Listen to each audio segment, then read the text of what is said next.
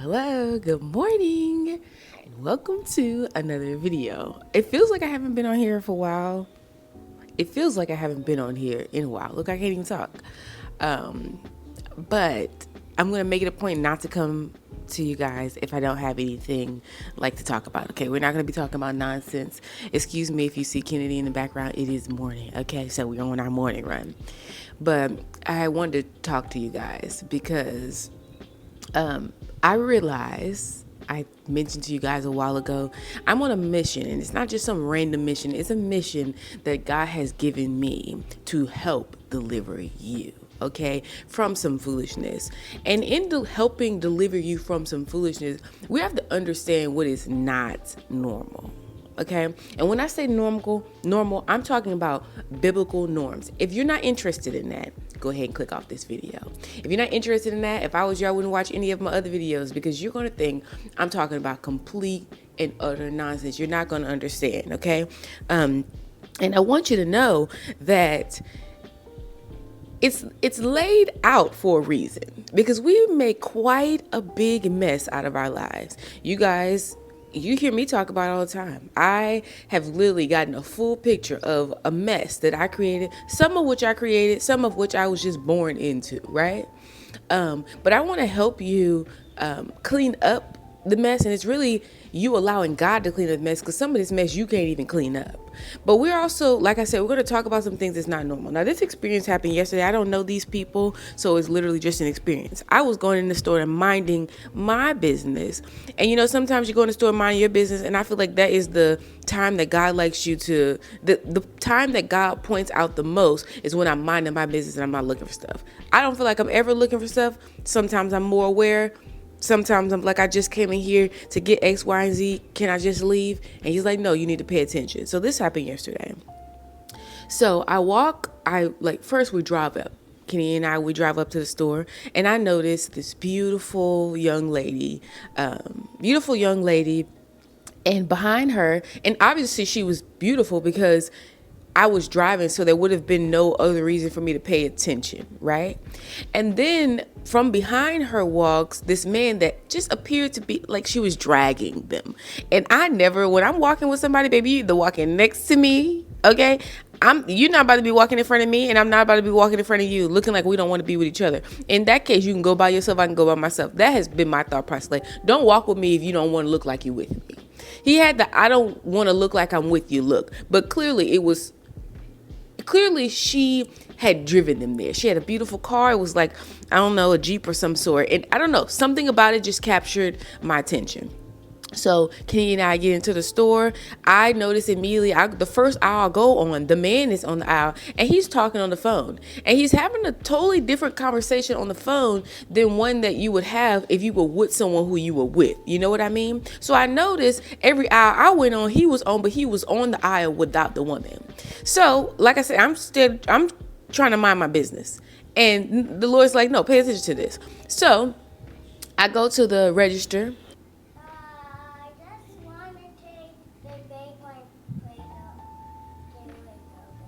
Yeah, you can take it.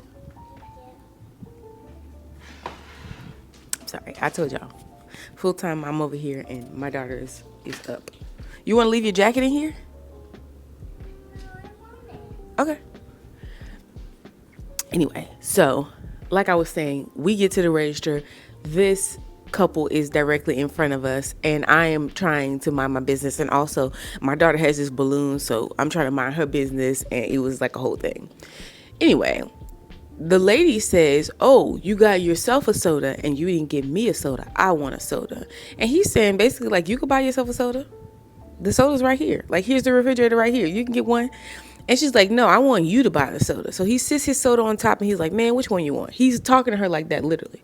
Man, which one you want? And she's like, I want that one. Yeah, go ahead. Just pick up that one. Nope, not that one. That one. She's talking to him. She begins to talk to him like that. But she begins to talk to him like that. And, you know, this is not a conversation that is said. This is the conversation that is sensed, right? Some words are said, but some of the things are sensed. I'm not even going to get into that here. If you hear, you know, you know. So she's like, no, that one. So she begins to talk to him from a very, I see that other people are watching disposition, while he is speaking from a very, I see that other people are watching, but you already know that you pay for everything disposition. Okay, so they get the drinks, he get the drink out of there, and he places the drinks in her hand, placing the responsibility. She's telling him to pick it up like you buy it. He's then take the drinks and put them in her hand like, no, you're gonna pay for it. And he dumps the stuff in her hand and just kind of walks away. And then they start in the line. The line's getting longer at this point. The line's not moving. My arm actually begins to hurt because I didn't pick up a basket because I didn't want to fill the basket up with stuff. We're in the Dollar Tree, by the way. I don't know if I mentioned that. I didn't want to fill, the basket up with stuff. So I had stuff in my hand, but I'm like, I'm just going to stay in here until the line moves. So the cashier switches off with another cashier. Another cashier, a young little cute girl, walks up behind the cashier. And this man completely stops talking to this woman and swivels his entire body around to look at this girl. Now, what he said was something totally different than what he was doing. What he said was something along the lines of, finally, they have another cashier. But the lady was only replacing him. But I saw what he was doing. He was looking at the girl. And I also noticed that when he looked at the girl, the lady who he's standing next to, at first they were playing. It was very friendly. I watched her entire demeanor change from playing to now taking an observation of this woman's features, now taking an observation of this woman as a whole. Let me tell you this, that the woman, the clerk, never saw the man looking. She has no idea what's going on. But the woman who he's standing next to, which obviously they're not like boyfriend girlfriend. They slept with each other. I can tell by the way that the energy is between them, that they have slept with each other. And now when I say energy, you know what, like, I can tell the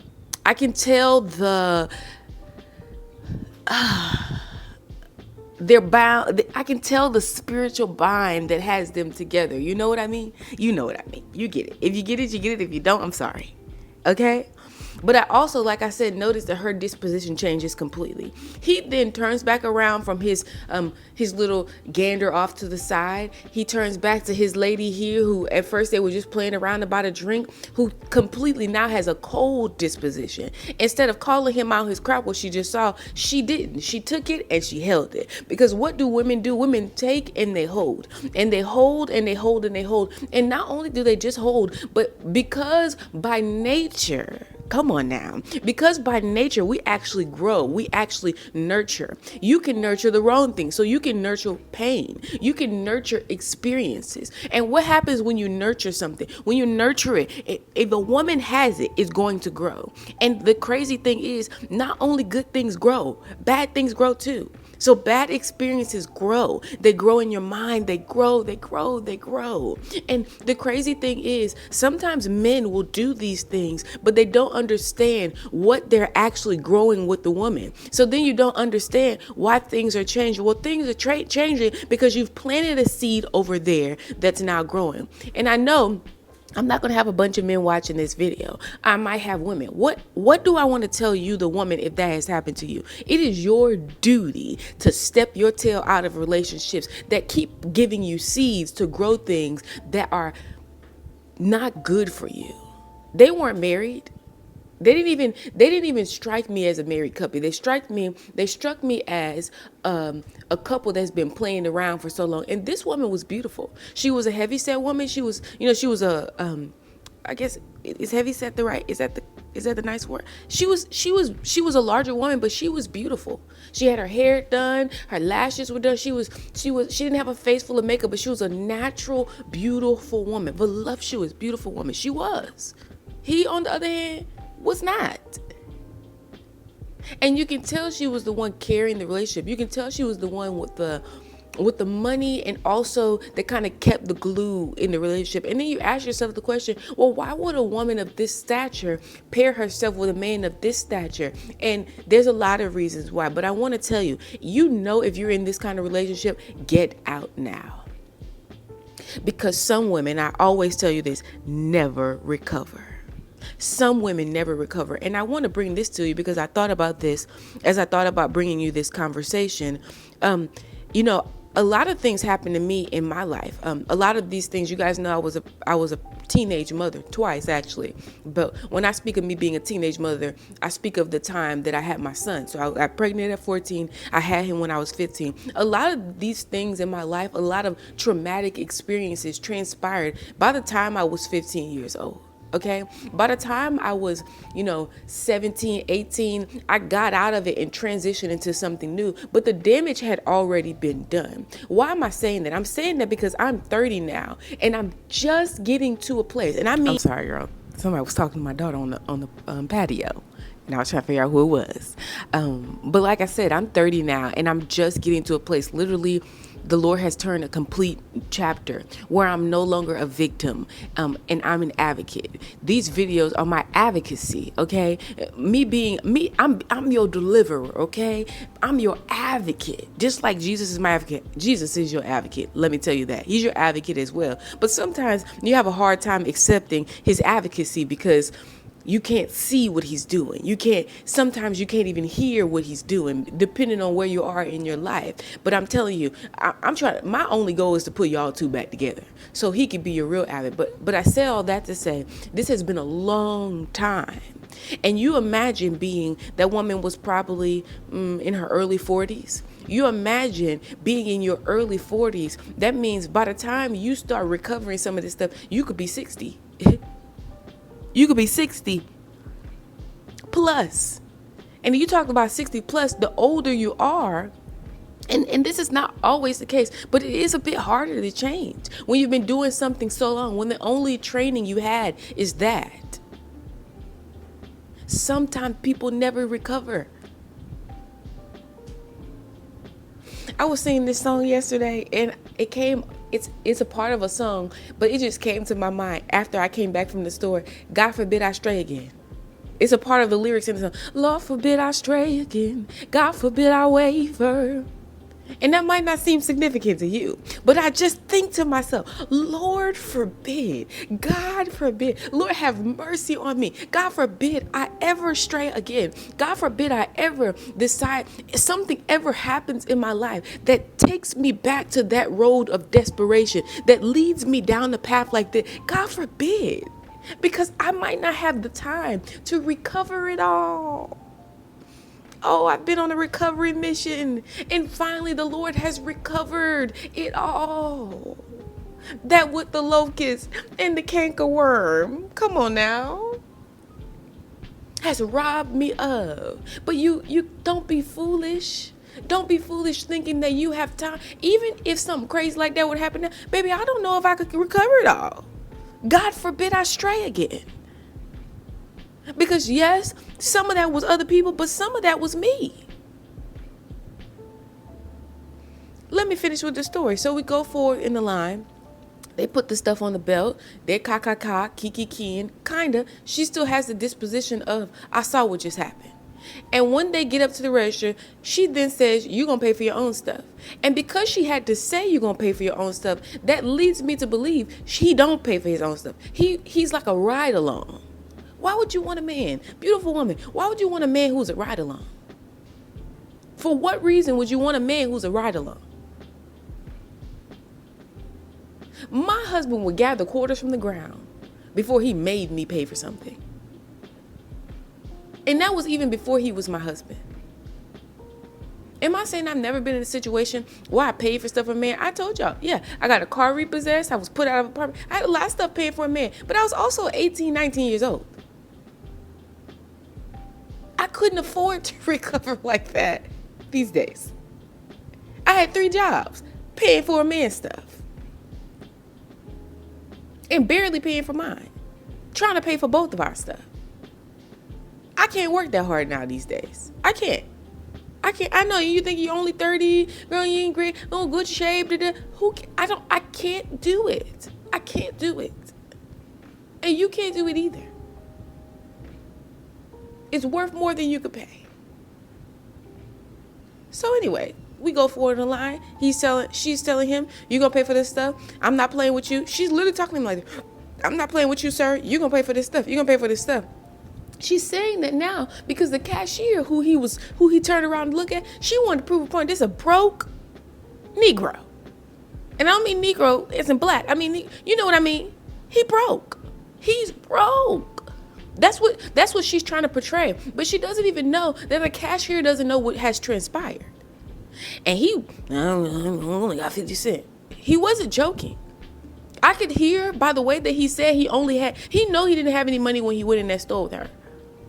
He never had any intention. He walked away from this woman, talking on the phone to another woman, gathering stuff for her to pay for. Imagine that.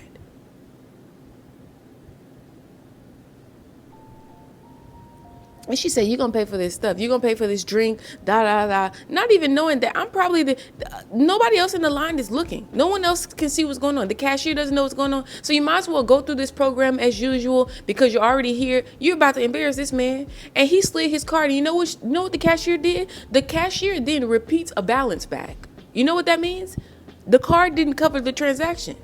They didn't have a basket either. So they didn't have a bunch of stuff. They literally had the drinks. He couldn't pay for the drinks. He literally said he only had 50 cents and he only had 50 cents on his card. So now you have this woman, beautiful woman, you're frustrated. You're actually taking on an unhealthy perspective about yourself, your body, by looking at this woman because of a man who only has 50 cents. Come again? What do you do in that situation? What is the obvious? The obvious is you walk away. You're not married. See, when you get married, it's a whole different ballgame. I am not giving you license to walk away from marriage because it doesn't make sense, especially if you're in a marriage and you have children. You knew he didn't have 50 cents before you had kids. You knew he didn't have 50 cents before you married him. Yet you drug him down the aisle. And I'm not talking about a situation where a man lost his good job. Well, he lost his job and now you can't pick up the slack until he finds something new or he got injured. I'm not talking about that. The Lord sees all. And I'm not being silly and insensitive in saying that. No, you know exactly what I'm talking about. Man didn't have nothing, didn't help you with nothing. When I came back home, as a matter of fact, I actually saw this man almost hit another car, turning it in the parking lot. And I'm like, what is going on there? And then I see a lady walking up and getting kids from the car. And then this person hurry up and scurches away. And that's the picture of a lot of relationships. You just dropping off the kids and the kids might not be like actually, you just dropping stuff off and scurching away with messes that you made. A lot of the time men will do that. But let's not even bash the men. A lot of times you'll let them. You let them. You're rolling around in the bed. You're not even getting anything out of it. And you're paying more than you can afford to pay because that woman had money to pay for that stuff. This wasn't about that. This was about trying to siphon something from a man who doesn't even have it to give. You're trying to get water from a rock and you're not Moses.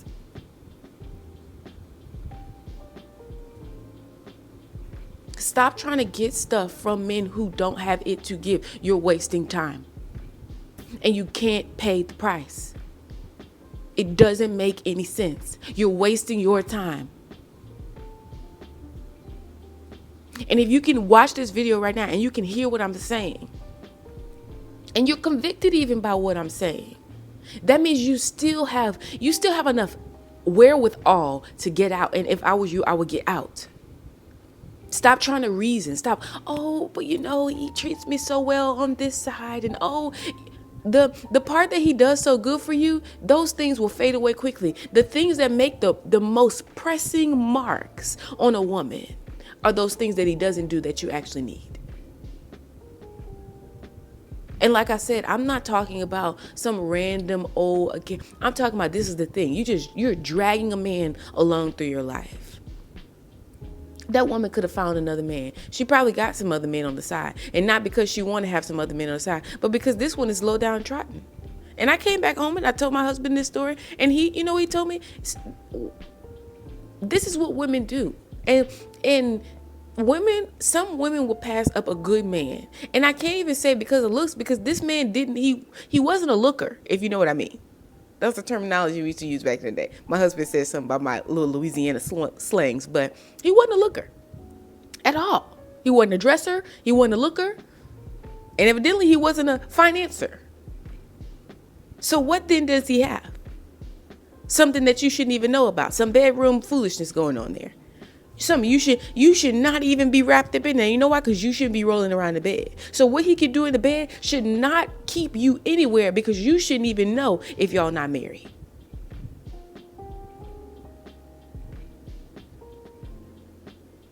Think about that. You have nothing else to give except you're tying me up in the bedroom. Most of marriage is not spent in the bedroom. You do know that, right? You do know that, right? It's a very small percentage of where we spend our time. And I don't mean to sleep. You know exactly what I mean. Keep PG. I don't mean to sleep. And even if this is something that you do every day when you're married, guess what? Still, the bulk of your time is spent doing life. So I would want to know how a man does life as opposed to how you do the bedroom, knowing that we're not spending a large amount of time there, even if it is every day. And like I said, I'm not talking about sleeping. You know what I'm talking about. If it's an hour of every day, at the end of the day, it's still not the time that we spend the bulk of our time. Like, it's still not the place where we spend the bulk of our time. We spend the bulk of our time doing life. You need to get out of bed and see how a man does a life before you decide to be tied to him for life. Because just because you're not married, you sleeping with him, guess what?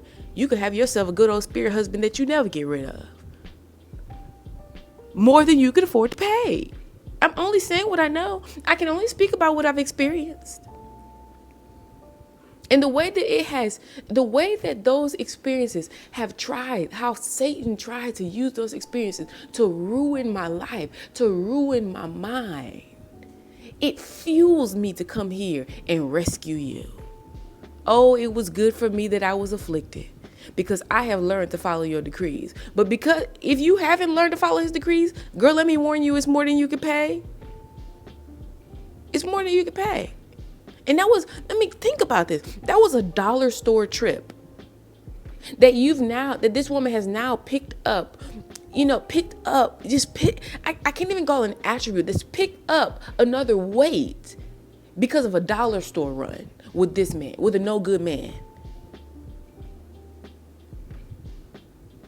And men don't usually keep all these calculations. Women do. We're not the same. Am I saying that men don't have any weight to carry? Of course they do. Of course it bothers a man to only have 50 cents. Of course. That's usually why some men behave the way that they do, because they haven't been able to get to the place that they want. What a man does for money, what a man does for work is very important to them. It's less important to us. I understand that. So am I discrediting the fact that he probably feels some type of way that he only had 50 cents? No, that was totally embarrassing for him. Totally embarrassing for him. It was actually totally inappropriate of the lady to make him pay for it. She knew he didn't have any money. Just don't ruin each other. Just go here. Just split. That man, I'm not even saying he was a bad man. All I'm saying is he need to be in a reform corner. And some of the men you're with right now need to be in a reform corner. Men you're not married to, baby, it's not your job. Even if you did marry, even if you drug them down the aisle, it's not your job to reform them. Unfortunately not. And if you're just dating, I see some of the comments. You guys are some on the military videos, asking, what do you do with your children? You're asking me, what do you do with your children when you have a whole man? Well, let's not talk about the children right now. First thing you need to do is get rid of the man, because you're over here asking me, what do you do with your children when you have a man?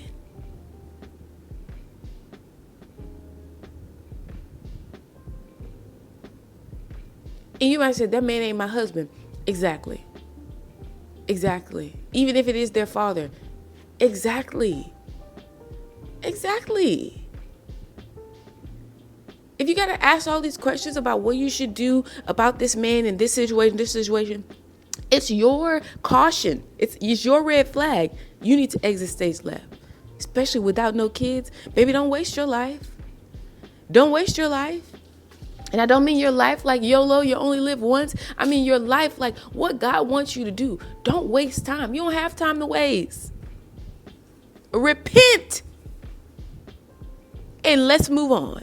Let's start recovering some of which was lost, because I can assure you that a lot has been lost, especially if you've been in one of these relationships. And I'm only saying it. I wasn't in a relationship for 17 plus years, but I know some people who were, and they never recovered that which they lost, their mind.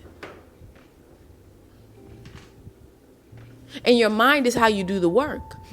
My mind is what I'm using to make this video. It's not a background. It's not a special mic. It's not a special camera. It's my mind. My mind is the place that God has imparted wisdom on. It's my mind. So imagine me tying myself into a situation that disturbs and disrupts my mind. You can't afford to pay that. Get out. Leave. You can't afford it.